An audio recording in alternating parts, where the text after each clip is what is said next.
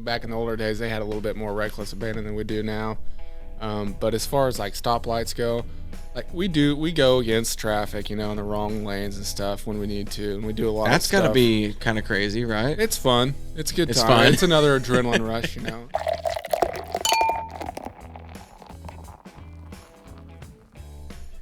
This is Jesse Krause, the podcast host, and on today's episode of Careers Over Beers, I'm interviewing a firefighter. Go ahead and introduce yourself to the world, sir. I'm Derek Brenner. I'm firefighter for Sedgwick County. Firefighter for Sedgwick County. Yep. So you're the county crew, not the city crew. Not the city. A little different. You guys have beef? Some guys do, some guys don't. Depends on who you talk to. Yeah. Yep. Alrighty, and we're drinking Coors Light, Colorado Kool-Aid. Drink of choice. That's your drink of choice? Yep. That's it. Colorado Kool-Aid. Wasn't that an old Earl Haggard song, or maybe it's Johnny Paycheck song? On the spot. I don't know. Rocky Mountain Goat Piss. That's what I called it in my last podcast. Yeah, that's what I hear a lot. Yeah. Yeah. People bagged on it too. But for goat piss, I think it tastes pretty good. I don't care really what it is. Yeah. Cheers, man. Let's drink it. There it is.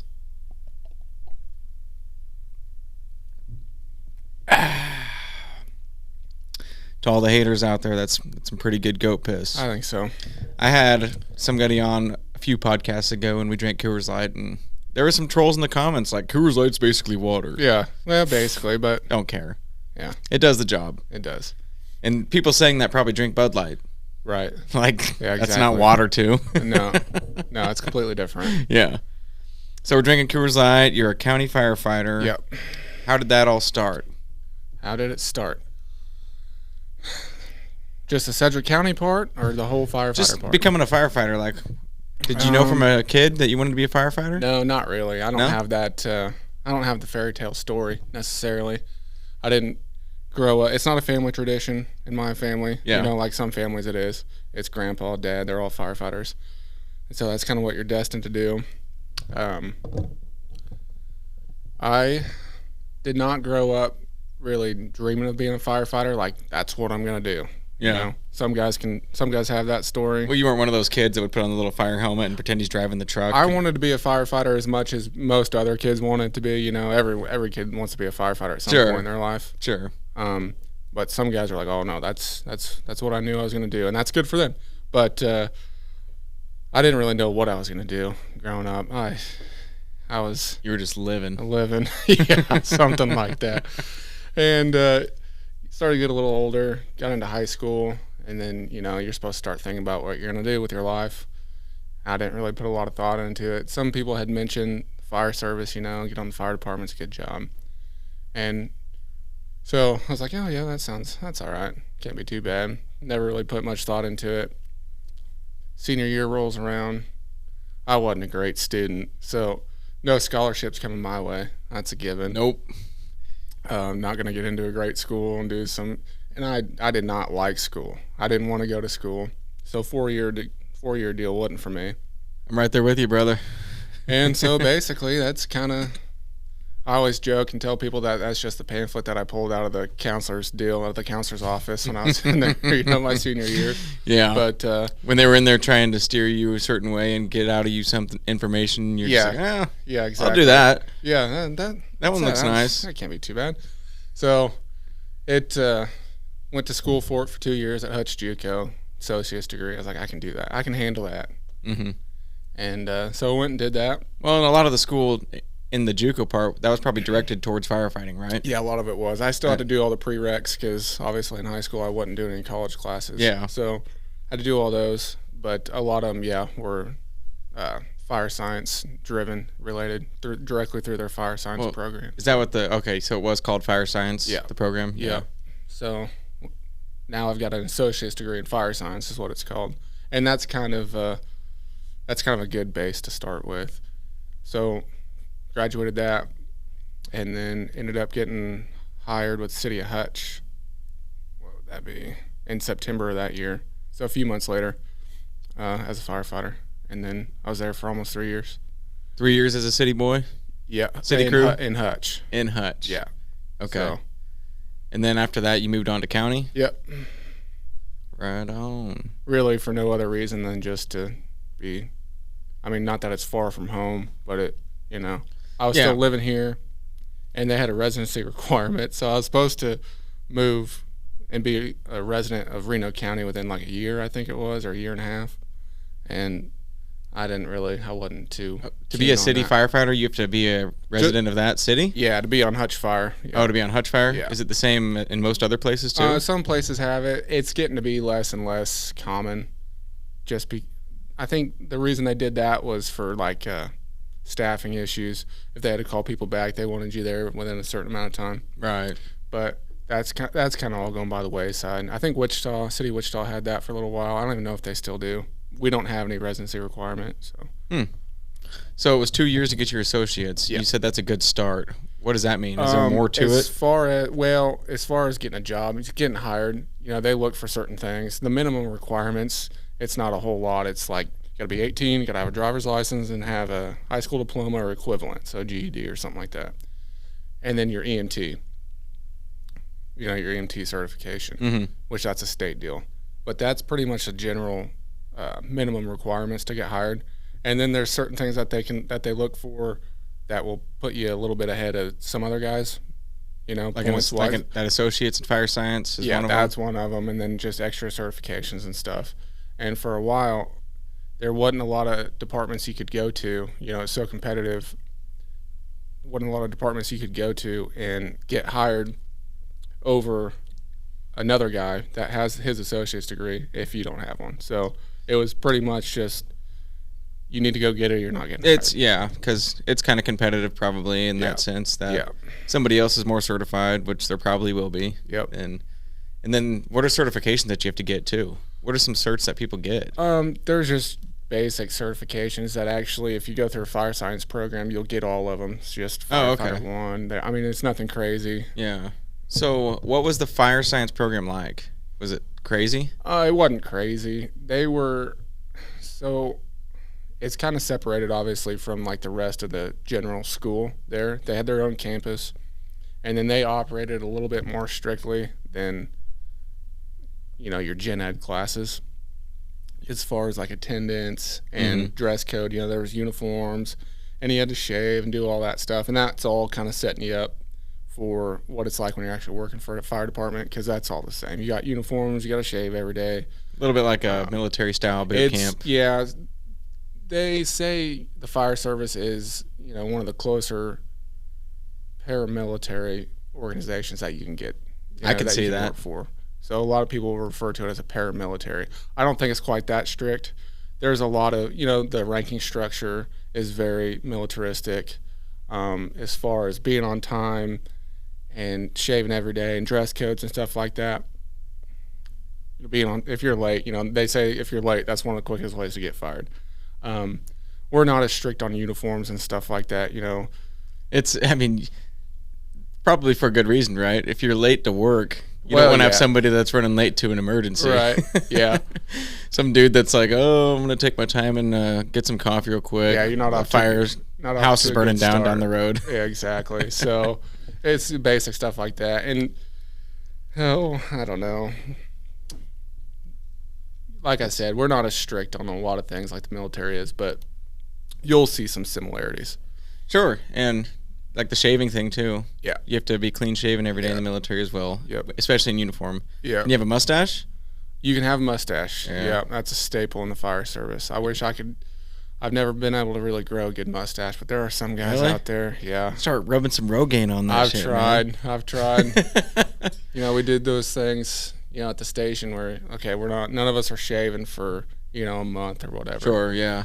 And by like week 3, like nothing really good is happening, and it's just not comfortable. Yeah. Look kind of like a pedo. Yeah, I don't just get rid of that. I brush my teeth and face the other way. I can't even look in the mirror, so I've kind of given up on that. Well, maybe someday. Yeah. You're still young. We'll maybe someday. Yep. The hair will move from your head down to your mustache. That would be nice. So, give us some insight on like what a normal day is when you're showing up to the fire station. So, a normal day, our shift starts at 7 a.m. Most of us get there at least 30 minutes early. Sometimes I get there 45 minutes early. And, the idea behind that is to kind of get a pass over from crew to crew, what they did, what's wrong with stuff. I like the bullshit session of it. We sit around the table and drink coffee all morning. Mm-hmm. Well, at least until 7. Then we start working. So just like a shift turnover. Just pretty much. Yeah. So it just turns into a bullshit session with coffee. That's a good way to start your day. Yeah. And I'm a morning person anyways, so. Shift starts at 7, and then you're assigned to a truck each day. So whatever truck you're driving or whatever truck you're in charge of, you'll check it over, make sure all the equipment runs, make sure it's got fuel and water and all that good stuff. Everything's in good working order. There's a truck for every person? So like at my station, we staff 2 frontline vehicles, and there's 5 of us. So there's 3 of us on the engine, the big truck, and then there's 2 that staff the squad, the little pickup with the tank on it. And, they run all the medical calls and grass fires and stuff. So there's a driver and a lieutenant on the squad, and then there's 2 firefighters, which one is driving the engine, and then a captain. Those 3 on the engine. So I drive the engine a lot. So I'll check the engine every morning when I get there. After 7 o'clock, you clock in, and then you go and you kind of develop a routine, do the same thing every day, check all the important stuff, make sure it's ready to go. Yep. And then we kind of rotate through truck assignments, every few weeks or so. That way we kind of do different stuff. But you're all getting hands on everything, basically. Right. Yeah. And so after truck check, you kind of drink some more coffee, hang around a little bit more, clean the station, do some daily cleanings, clean the bathrooms, clean the floors, clean the countertops. Yeah, you guys, because you're living there, basically. Right, yeah. I drive by fire stations sometime, and I'll see firefighters out there mowing the lawn and doing stuff like that. Yeah. Because you're there for 24-hour shift, right? Right, 24 hours, so 7A to 7A. 7A to 7A. Yep. And so, let's see. Clean the station, and then after that, it's kind of generally workout time, for a couple hours in the morning. That's a good perk, isn't it? Yeah, it's pretty nice. Being able to lift at work? Yeah. Get some exercise in. And we've got a decent workout room, weight room, treadmill, Stairmaster, stuff like that. So it's pretty nice. Can't beat that, getting paid to work out. Yeah, we kind of like that. I feel like a lot more people would be fit if that was an option. Yeah, well, yeah. But not everyone's real motivated to work out. That's true. Even when they're getting paid for it. Even when they're getting paid. I mean, I see it, Yeah. But after workout is generally kind of slated for either some kind of training or self-study time. We'll run whatever errands we need to run, before lunchtime. So speaking of those certifications and stuff, and you say self-study, I don't know what that means, but do they encourage and will they pay for certifications if you're trying to do that? They will pay for. There are some that you'll get, they'll either pay for it or you'll get reimbursed, some time or some money, some sort. Especially if they require a certain certification, like be on a hazmat team or something, they're going to pay for that for you. So which is nice. That's another way. It's probably kind of similar to the military then, is that they encourage growth and they'll pay for it if you're if you're seeking that. Yeah, and then that all falls under certain parameters. That is it can't be something stupid. They're not pay for you to go do party somewhere all weekend. You can't go take a beekeeping class and they're going to pay for it. Right. And then so if they send you to a training, there are some classes that we'll go to and they're a week long and they're out of town, and so they're one of their expectations is kind of, okay, if we're going to pay to staff your spot while you're gone, we're going to pay for your lodging and stuff while you're there, we want you to come back, we want you to retain some knowledge while you're there, hopefully, and then come back and kind of pass some of that on to the rest of the department, kind of what you learn. Yeah. So, share and kind of train. Yeah, kind of put a training together or something. Oh, that's cool. There's some of that stuff that goes on. And you guys also have like a rankings system too, right? Right. Yep. How does that work? So the lowest is the firefighter rank, which is where I'm at, and after that, so your rank is just called firefighter. Firefighter. Yeah, that's my rank. Do you guys have stripes and stuff too that you wear, or like a badge? Yeah, we've all got badges, and then as far as stripes and stuff, what we've got when we wear a certain uniform it's our Class Bs is the only time we put brass on, really, is there's collar brass. Which is like, would be similar to like a military dress blue or something like that? Yeah, that's exactly like your what dress it up is. uniform? Yeah, it's not quite like the top dress, but it's a step below that. And then so we've got collar brass. And then so firefighter's rank is like, it just says FD for fire department. And then after that, you get a bugle each time you step up. So your number of bugles is basically what tells you your rank. Okay. And then once you become a chief, your bugles get crossed. And then every time you promote to a higher chief, you get another bugle. So the top chief has 5 crossed bugles. But back to the station ranking, like within each station, we'll have a firefighter, 3 firefighters at most of our stations. And then the next step up is a lieutenant, and then there's a captain. So you got firefighter, lieutenant, captain. And then within each station, firefighter's the lowest. The next man up to answer to is a lieutenant. And then he answers to the captain. How do you become one of those? It takes time on the department, time and grade, and then there's a testing process. So you don't have to have any special schooling or anything if you want to become a captain? That kind of changes. I can't remember what our policy is on that right now. Like, it might have been for a little while that you had to have your associate's degree to become a captain. To be any of it? It was either captain or a battalion chief. I don't remember. It kind of changes.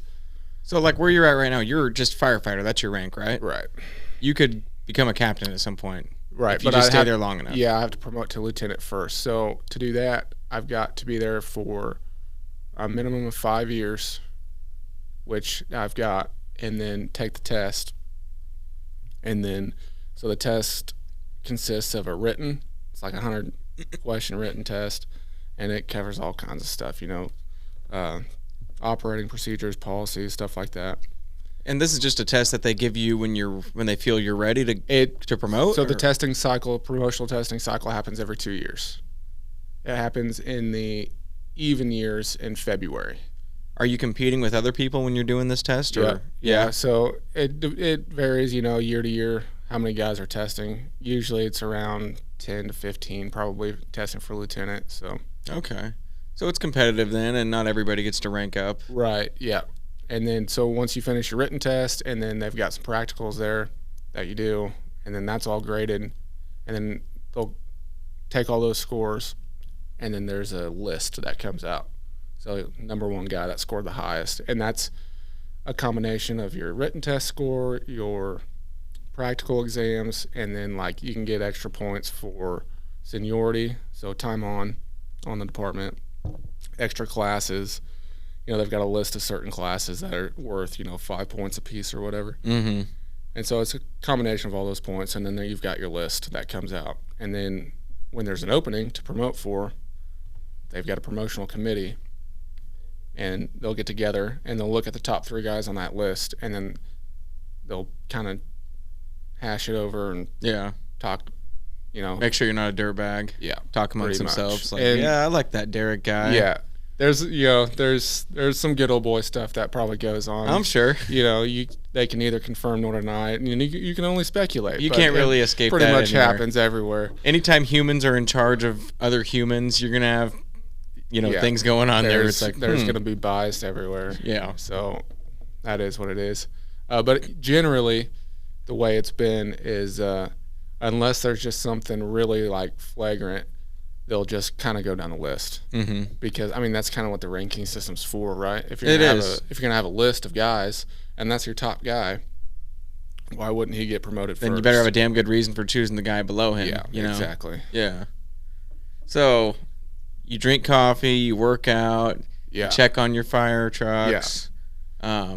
And then, so a lot of the day you're just chilling. For a good reason. You guys are there to be ready all the time. Yeah, we always stay ready. You don't want firefighters to be busy all the time, or else they're never going to be ready to respond. And we do stay busy, so we'll either be doing stuff around the station, fixing stuff if that needs to be done. Like right now, we're right in the middle of fall maintenance, so we're doing all kinds of stuff. Housekeeping stuff is all it is. You guys are like a little family, aren't you? Yeah, pretty much. And we bicker like that one, fire, too. Or do you? Oh, yeah. The fire station's like a little family of men that exactly. put out fires and housekeep. Basically just hang out with your buddies all day. That's no shit, man. But we do a lot of in-house training. We'll go out as a crew and practice certain stuff just to keep our skills sharp, 'cause if you don't do something for a while, obviously, you don't use it, you lose it. So the last thing you want to do is show up somewhere and all eyes are on you and can't perform. So we'll do a lot of in-house training, and then we'll go through some drill cycles that comes down from the training division, and that just kind of varies. Just staying ready all the time, basically. Yeah, that's a good thing. And you're there for 24 hours, so are you sleeping when you're there too? We try to. You try to? Yeah, some stations get more sleep than others. There's beds there and stuff. Yeah, we've all got some stations. The older stations are just a big room with a bunch of twin beds in it. The bunk room. Ours are kind of compartmentalized, so our lockers basically make walls in between our bunks. Almost like little bedrooms or something. Kinda, yeah. They're real small. It's only as wide as this booth, maybe. And then you got a little curtain you can pull closed if you want some privacy, I guess. But we don't really spend a lot of time back there. Just at night, you go to bed whenever you get tired. Yep. And wake up. Does anybody have to stay awake, or can you all go to bed? No, we all go to bed. Really? So we've got the radio, that is plumbed throughout the station. You listen to the speakers all day, whether it's your call or not. You listen to every call that comes out, and you kind of tune it out. You kind of learn to over time. And then when we get a call, there's some tones that go off, like a alerting system. To say, hey, we're calling you guys. Yeah. And then so that kind of tells us, okay, we're getting ready to go. And then you can kind of listen to whatever the guy or gal has to say, where you're going. And then, like, if the lights are off at night, they'll come on. So if the sound doesn't wake you up, hopefully the lights do. Some guys sleep through all of it. It's really impressive. Yeah, it's crazy. But, so there's some nights then where you're going the entire night without any calls, or is that rare? Yeah, that does happen. That does happen. Yeah, it's not rare. It's not. No. And that's gotta be nice. Yeah. It all pays the same. It all pays the same, right? And then feast or famine, though. Yeah. And then there's those nights where you just get your ass kicked, and you go home in the morning like, that kind of sucked, but it's fun. I mean, that's what we're there for. We all prefer, we'll bitch about it at the time, like, man, this sucks. Let us sleep. But we would all pretty much prefer that over just going to work and just doing the daily grind in an office somewhere. Yeah. That's probably why most of you chose an occupation like that. You didn't want to sit at a desk all day. Yeah. The fire service, you'll find a lot of type A individuals. Yeah. There's not a lot that are just going to sit around all day and do nothing and literally just sit there and wait for calls. They're going to be doing something. They're pretty driven, pretty motivated, so. How many calls that you guys get are actually fires? Like, if you had to ballpark a percentage. Shoot, I don't know. I mean, they kind of say, 80 to 85% of our calls are medical calls. And then... That's like a common saying? Yeah. We do a lot of that, a lot of EMS stuff. And then after that, you're left with car wrecks, some other just miscellaneous calls. So, I mean, not a lot of... Comparatively speaking, not a lot. Some lady's cat's up in a tree. I have ran one cat in the tree call. Have you really? Yeah, just one. It doesn't happen a lot. They'll call, and those cats will be 60 feet up in that tree. It's like, well, there's really not a lot we can do about that. What are you doing, you idiot? Yeah, like, it's going to come down. It's got eventually. To, or it's going to die up there. It got up there. It's coming down. Never seen any cat skeletons in any trees. So No. But I've also ran a call where a guy went up the tree himself to rescue his own cat, which, kudos to him. But he ran his ladder up there as far as he could get it, and then he started climbing branches. And he got up. He was up there a ways, and he couldn't get down. Oh, man. So he was yelling for someone to call 911. And so for the longest time, that was the only cat in the tree call that I could say that I ran. And it wasn't even a cat. It wasn't. No, it was saving the guy that tried to save the cat. That's true. I mean, you never see a cat skeleton up in a tree somewhere. They don't just sit up there and die. No, the one that I did, it was kind of like early evening, and this cat made its way up in the tree, and we couldn't get even one of our ladder trucks in there. And my captain was like, I'm not sending one of my guys that high in the tree for a cat. He's like, so it's going to come down. Good luck. And we left. We did our due diligence. That's not really, an emergency. So we left. And some storms came through that night. And we get a call at that same address. I can't even remember what that call came in for. Oh, it was a tree through the house. Fell through the roof. And it wasn't the same address. It was the same trailer park. And I was like, man, on the way there, I was like, that'd be so awesome if it was that tree that we were at earlier with the cat. It collapsed. And I shit you not, that same tree, half of it fell and it collapsed, part of their house, and the other half was still standing. And you could hear that cat just wailing up in the tree. It was still up in the tree. You're kidding me. Holy shit. And we still couldn't get it down. So we're like, it'll come down eventually. Man. Maybe tomorrow. Yeah. I'm sure it got down eventually. Yeah, it's not going to starve up there. That's the one cat in the tree call that I've ran. That's kind of crazy. And you wouldn't have even known what it was wailing up there probably if you hadn't been there earlier in the day. Yeah, it didn't sound like a healthy cat, I'll tell you that. So when you are fighting fires, that's what you guys live and breathe, right? That's the exciting part. I mean, that's what we want to do. Like,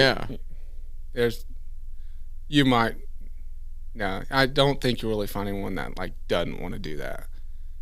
It's got to be a lot more fun. Like car wrecks got to be brutal sometimes. Yeah, those everyone knows how those can get. But and fighting fires, we don't do it a lot, so obviously we get really excited when we do it, and it's one of the more fun things that we do. Oh, hell yeah. Generally. That's why a lot of you got into it, probably. It's an adrenaline thing, for most of us. It's got to be crazy. I mean, running through buildings that are on fire and shit. Yeah, and, it's not all that glorious. Not like really what you see on TV. Like most things. Yeah, it's not anything like you see on TV. I don't know that I've seen really any realistic portrayal of that on TV, but it's always like stuff falling, crazy big fire, and some dude running with a baby through the middle of the house. Yeah, you can see perfectly clear through the whole house. Perfectly clear, just big orange flames. Normally it's probably just black smoke. Yeah, you can't see shit. And I mean, fires, as far as like houses and buildings go, it's not nearly as common anymore.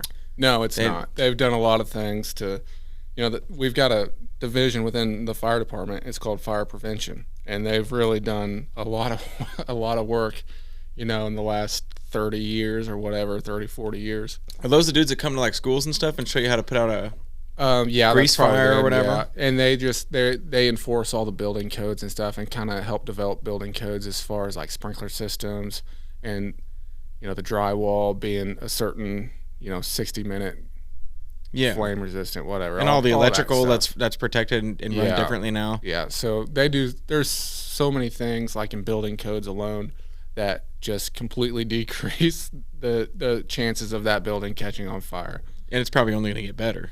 Exactly. Yeah.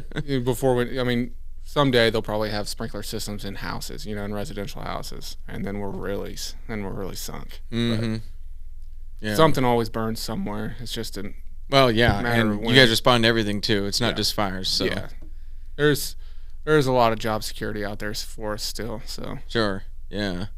And I always wonder, like, all the materials in houses now and stuff, because a lot of things are plastic. A lot of stuff is different. Like, back in the day, a house used to be mainly wood, probably, right? Yep.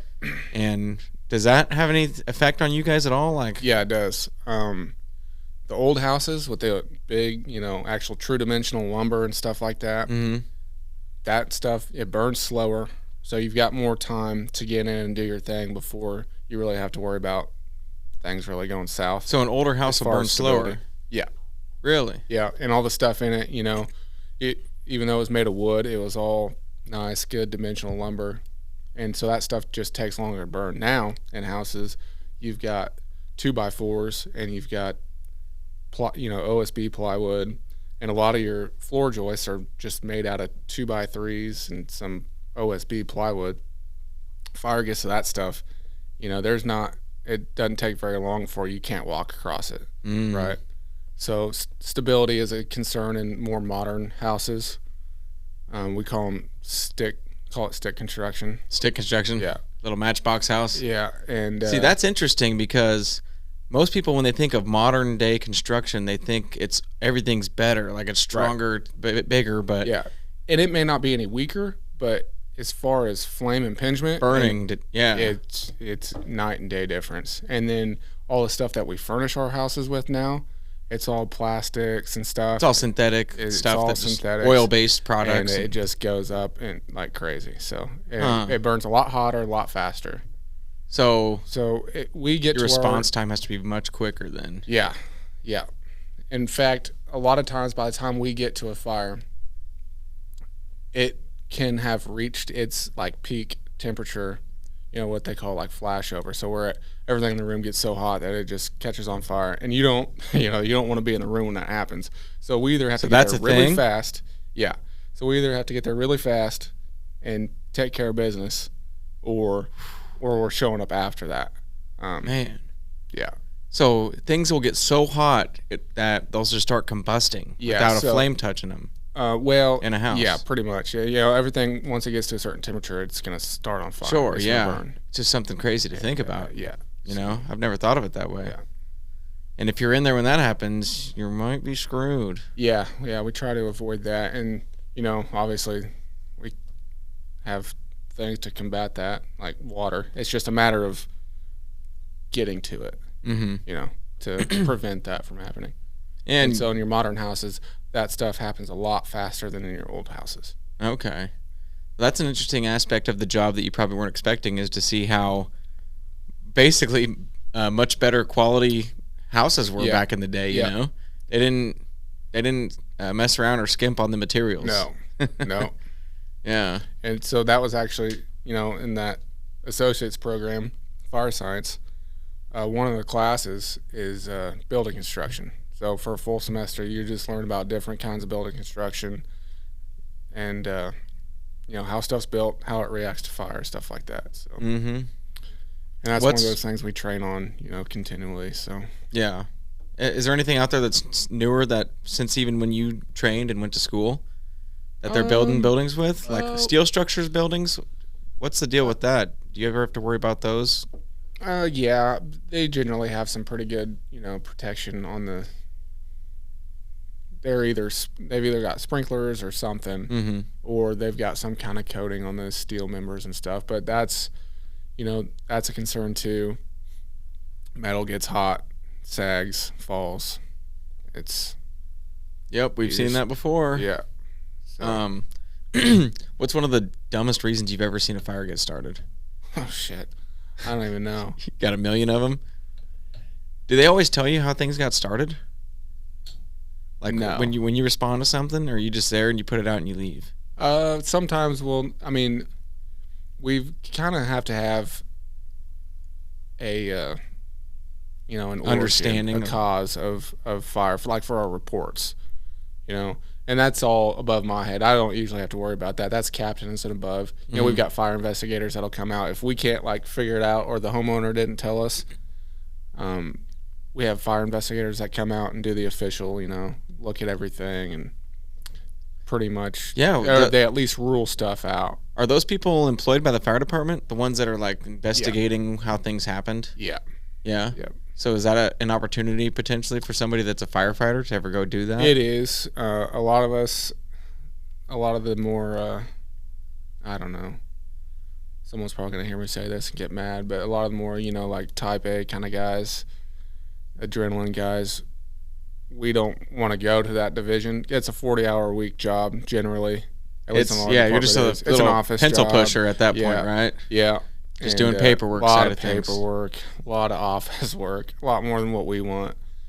And it's just not as fun. No, I get it, man. I get it. I get to carry you want to sling an axe and... Yeah. Right? Yeah.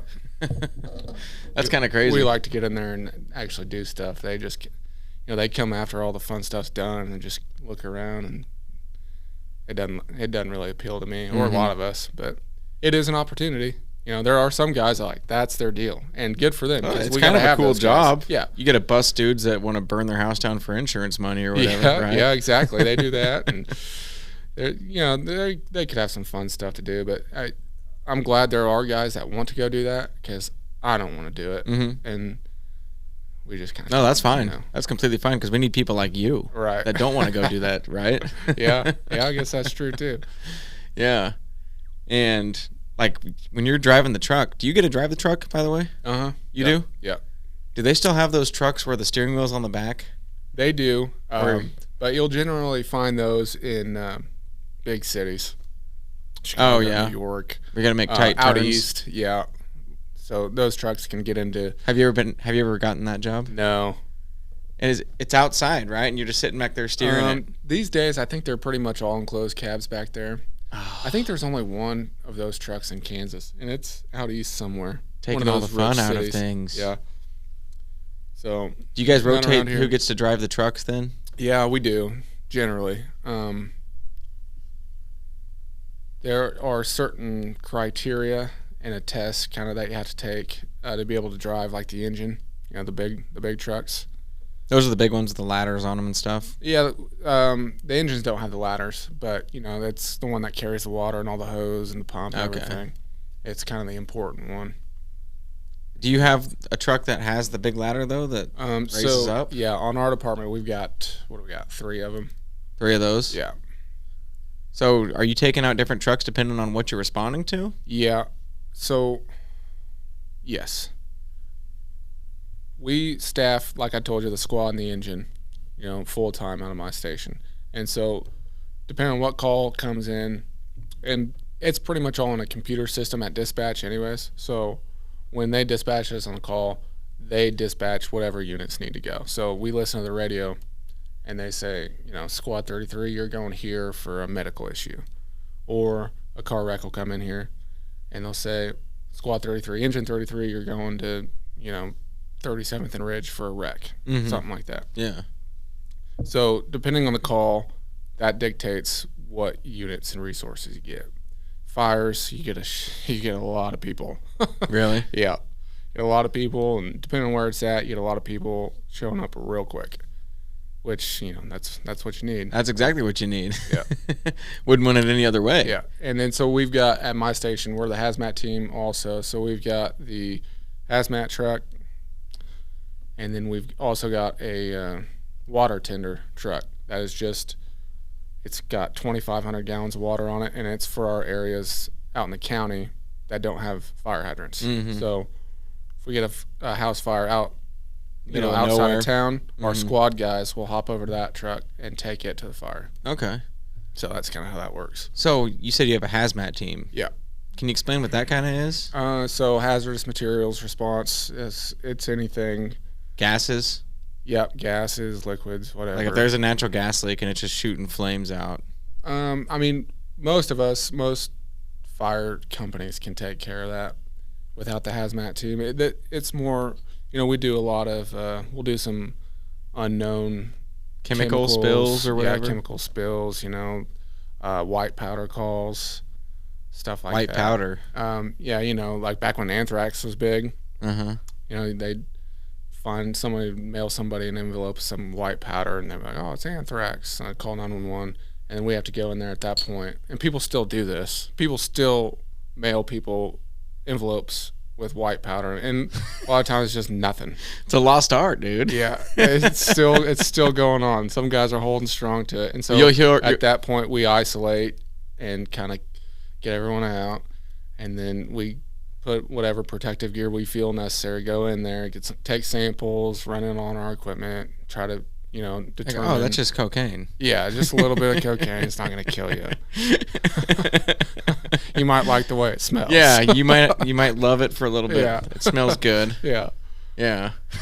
So, and leaks, we get called to stop a lot of leaks, whether it's the anhydrous ammonia tanks that the farmers carry around. Oh yeah, those big ones people steal for meth and stuff. Yeah, exactly. So sometimes you'll get a rash where you got some meth heads around town that are really wreaking havoc on their ammonia tanks, and all it is a lot of times just going and turning off the valve. But we do a lot of leaks and stuff like that. You must have a hell of a setup in your meth lab if you're taking one of those big tanks from the co-op, Right. And imagine driving away with that thing. Yeah, those guys aren't the brightest. That's true. They're definitely not. Yeah. Do you guys have a fire pole that you jump down when you respond to these calls? So none of our stations have it. Oh. Station 1 in downtown Wichita might still have one. They do. They've got some in there. So it's only older stations that have a pole still? Now it's a liability deal now. They can't trust us to slide down a pole. They got to take the fun out of everything. They wouldn't even trust us to mow the lawn for a while without getting injured and costing money. So no poles in any of our new stations. It's like nobody trusts anybody to be an adult anymore. No, you can't do it. Man. And I don't. Bunch of firemen. I don't know if you've been around a bunch of firemen at one time, but I don't blame them for putting some restrictions on us. Yeah, you might not just be going down that pole when you're responding to something. Right. You might be doing other things like jumping, pushing people down. Who knows? So, back to like driving the truck. When you're driving that truck, you're just blowing through stoplights and shit, right? I mean, you might see some guys doing that. And maybe, back in the older days, they had a little bit more reckless abandon than we do now. But as far as like stoplights go, like we go against traffic, in the wrong lanes and stuff when we need to, and we do a lot. That's of stuff. Gotta be kind of crazy, right? It's fun. It's a good time. Fun. It's another adrenaline rush, And then as far as like red lights and stoplights and stop signs and stuff, we are expected to, and it's really stupid if you don't. We're expected to pretty much at least start slowing down if you're coming up on a red light at an intersection. Slow down, clear your intersection, make sure no one's still coming through, because I'm not great about paying attention when I'm coming through intersections either. No, most people, if they see a green light, they probably have their music blaring or something. We try to make as much noise as possible, make sure there's no traffic obviously, and then go. Mm-hmm. We run red lights, but we don't blow through them. You don't just blow through. That's just asking for it. Oh yeah. That's got to be a big part of the adrenaline rush, though, is just driving like that anyways, right? Yeah, going it's fun. Yeah, the side of the road. You get on the busy streets, like we run down Mays Road a lot, heading down towards New Market Square, 21st and Mays, and that section of road gets busy. So you're on the wrong side of the road. You're weaving through traffic. It's fun. It's a little bit of adrenaline rush, That's what you guys live for, right? Yeah, pretty much. You firefighters, you live for that stuff. Yeah. We kind of get our rocks off on that stuff a lot. Do you have any crazy stories that you want to talk about or share? I know you've seen some probably horrific things. Yeah. But that's part of it. That's part of the job, Yep. You got to have a stomach for that stuff, I guess, if you're going to be a firefighter, right? You should. You should. And if you don't, you should develop one. And some guys don't, When I was in Hutch, we had a guy, it was shortly after I hired on. There was another new hire, and got through his recruit academy, first day on the floor, went through his 24-hour shift, and they ran some bad stuff. They ran the trifecta. And he saw some bad stuff, I guess, and didn't like it, decided this is not for me. Yeah. So after one day, he's moved on to something else. Yeah. Can't really blame him, I guess, but some people you either are or you aren't most of the time, Yeah, and then, you become desensitized to most of it. Right. Over time. Similar to the medical field, there's people that just can do that and it's no issue, and then some people can't even talk about it. Right. You know what I'm saying? Yep.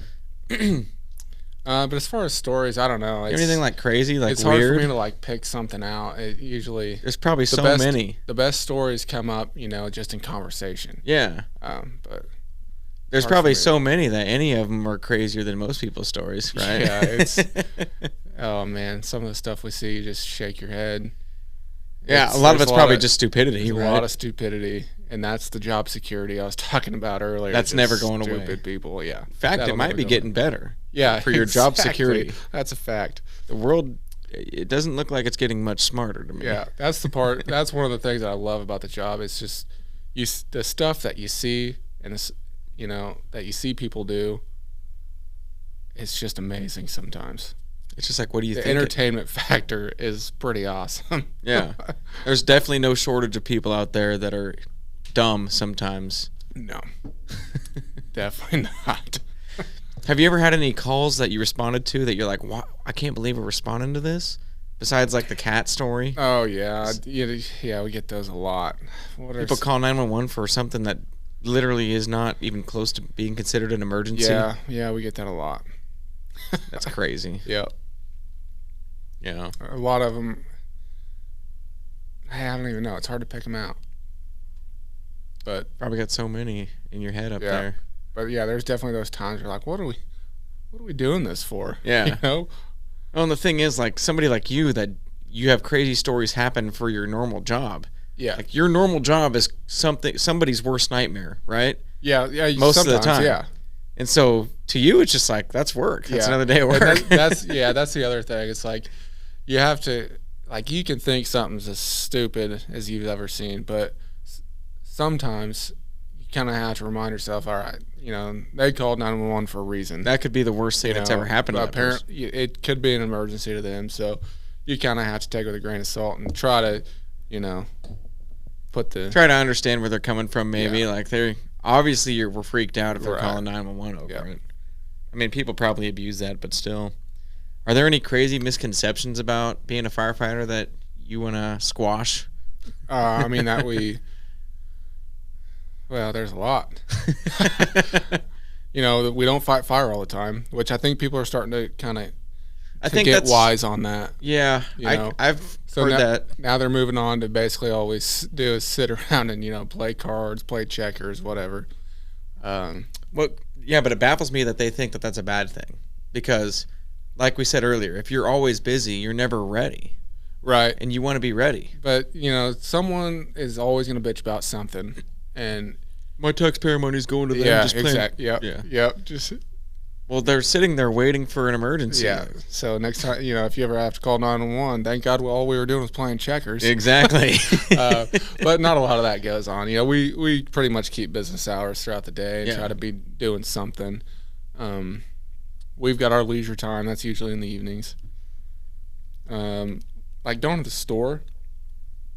So we go to the store, not every day, but, you know, people are pretty much getting used to seeing firefighters at the grocery store, because we go and we get food for lunch, usually for the week, you know, sandwich stuff, and then we cook something for dinner every night, and usually that's kind of decided every day. So it is like a little house. Yeah. So we might need to go to the grocery store and go get stuff for dinner for that night, and you might be surprised the amount of people, you know, as we're walking through the store, they'll just make comments, you know, like, oh, God, my taxpayer money's going to, you know, just grocery shopping all day.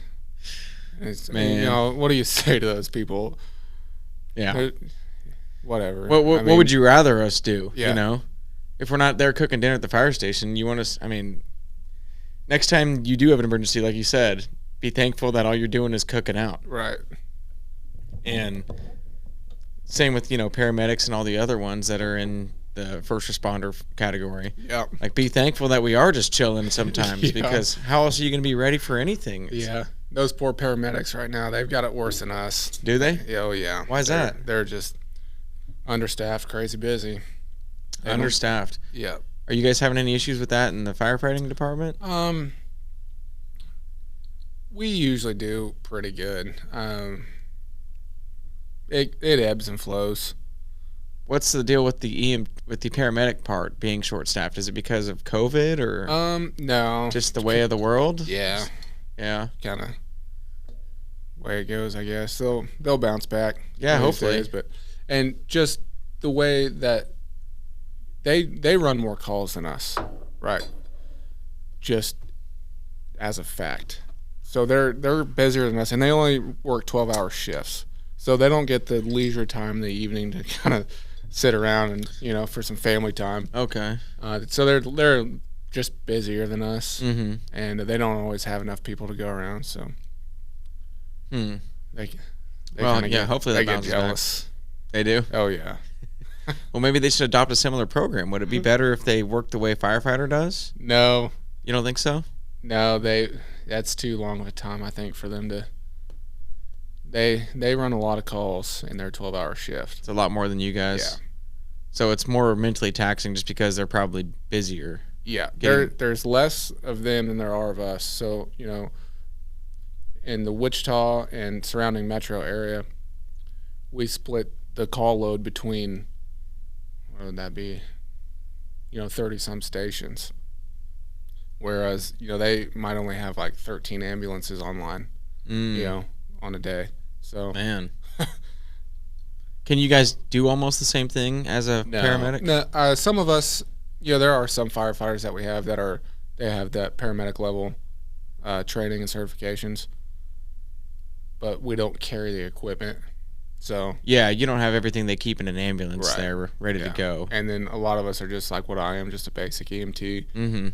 Just stabilize and give you some CPR if you need it. Yeah, stop the bleeding. Heimlich maneuver. Yeah, pretty much just stabilize and keep them alive until the paramedics get there. Yeah, that's kind of what the idea is there, because there are so many more of us, we can get there before EMS. So. Do you have any good life-saving advice for people out there, like stuff that you see sometimes that you're like, man, if people just knew more about that? Man, I don't know. I don't think so. I mean, everyone's getting pretty good about the CPR stuff, Like, everyone pretty much knows what to do. Staying alive, right? Staying alive. Yeah. Go to the beat, they say, of staying alive. Yeah. And just don't do mouth-to-mouth anymore. That's kind of gross. You never know what you might get into. Right. Especially during COVID. Yeah. You don't yeah. That's a whole nother deal. But, I mean, even, like, I've had a nurse on here, and even... I just forgot the word that I was talking about. CPR. Yeah. Even CPR, you're not even saving them most of the time if they're needing it, Yeah, I wouldn't say most of the time. You're keeping blood pumping to the brain. Yeah. And most of those people die. Blood pumping to the heart. Yeah. And then just keeping everything oxygenated is a big deal. That's why they say just do chest compressions only. Don't worry about breathing. Our save rates have gone up quite a bit. Have they? Yeah. I think... what he just told me the other day, our save rate is like 37%, which is pretty good because like 20 years ago it was like 10 or less. So. Yeah. But that comes along with research and stuff way above our head. They just tell us. They just send it down. Yeah. It trickles down. You guys do the training for it and stuff. Yeah. So, how has firefighting changed over the years? Are there old guys that, They fought a lot more fires literally back in the day than they do now. Yeah. Because I'm right now I'm just thinking like you guys have probably responded to more EMT type calls over the years, right? Yeah. Like 40 years ago, it was probably more fires. Right. Yeah. So the older guys, they fought more fires, and as fires were more frequent, everything was a lot different. Firefighting, the fire service has changed immensely over the last, I don't even know, 30, 40 years, whatever. It's, frequency of fires has changed. The equipment that we have to fight them has changed. And obviously it only gets better. Mentality has changed a lot. That's another kind of thing that ebbs and flows. It's just the mentality of tactics and stuff like that. How people think things should be done. Now we're kind of starting to readopt some of the tactics that the guys used, 40 years ago. That, like, what's an example? Just kind of aggressiveness in general. Just get after it. Yeah, that's kind of what we want to do now. There's, some times where some people would kind of rather just fight the fire from the outside, and just spray through windows, which isn't as effective. We're coming back to getting your ass off the truck, getting in the door, sort of getting like to where the action's happening and taking care of it. Yeah. Stuff like that. That's for the better, I would say then, right? Yeah. Yeah. You want more of the people that are just gung ho about getting it done. Like let's do it, you know. Let's go to war. That old military mindset. Exactly. You know what I'm saying? Yeah. Yep. Yeah. How many women do you work with, or you have worked with? So I mean, it's not uncommon, women in the fire service. I think on our department, and you got to keep in mind, like it changes, department to department. Yeah, sure. But per capita, it's probably pretty standard. So we've got like 140, line personnel, and we've got, I don't know, 4 or 5 females, I think, right now. So it's a pretty small number. It's a small number, yeah. I mean, it's not It's not even close to half and half or anything. But I mean, you always hear the term firemen. Yeah. All the firemen are here. Yeah. They're probably going to phase that out at some point just because of the way of the world. But it already has. It already has? Yeah. So now the correct term is firefighter. Mm-hmm. That's another thing that's kind of starting to come back is just the term fireman. Uh-huh. Most of the females don't care. Really? Yeah. I mean, I'm sure that's something that was passed down from HR somewhere because somebody made a complaint. Sure, yeah. And then they push it out to everybody. Yeah, but so most of the time, yeah, if you're tough enough, because you're a tough person, period, man or woman, if you're a firefighter. Yeah, hopefully. And you're dealing with, hopefully, yeah. And stuff like that. I mean, shit. If you're dealing with car wrecks and people in the worst moments of their life, you're not too concerned about being called a fireman. Yeah. Yeah. You know, there's bigger issues out there. Hopefully you're not too sensitive. Yeah. So, wow, like 4 or 5 out of 140. Yeah. So not very many. Yep. But yeah, not a lot. You know. And I've been stationed with a couple different females in the past, on the same crew. Never had any issues. Yeah. Same stuff. They're held to the same standards, right? Yep. Yeah. Do you guys have a physical fitness standard? Yes. Yeah, but it's nothing crazy. Yeah. We've got this physical test that we go through like every year, every other year or something. And it's, you put your gear on and you drag some hose around and you do some other exercises and you get on the treadmill and it's all timed. And you gotta hit certain benchmarks. But it's not, it's not hard. Another similarity to the military, sort of, right? Yeah. Yeah. And it's for a good reason, just to make sure you can respond to a fire. But I'm not saying there aren't out of shape firefighters out there. I'm not saying that at all. Yeah. I mean, I can imagine. It takes some accountability and some motivation to stay in shape. Keep yourself in shape. Just because most of the time it's not going to bite you in the ass. But, like, when you really need that, physical fitness, you need it. Oh, yeah. And you need it then. Oh, for sure. And so it takes... Especially if you're carrying somebody out of a house or out of a car wreck or something, And, and endurance. It's out on hot grass fires and stuff, miserable days. You're going to wish you'd been doing some cardio, if you hadn't been doing it. You got to be sweating your ass off in that suit sometimes, right? Yeah, we usually only just wear our pants. Oh, yeah? Unless it's something super hot, super stupid. Then we might put our coat and stuff on or something. If you're legitimately running through a burning house, you're geared up. Yeah. Yeah. Yeah. Yeah, it gets hot. Those things aren't cool. Yeah, but they protect you, right? Yep. Yeah, to a certain extent. Just like so, if there was if you're just running through a house of flames, like a movie scene, I know it doesn't look like that, probably, like you said, but will those suits keep your skin from being burned?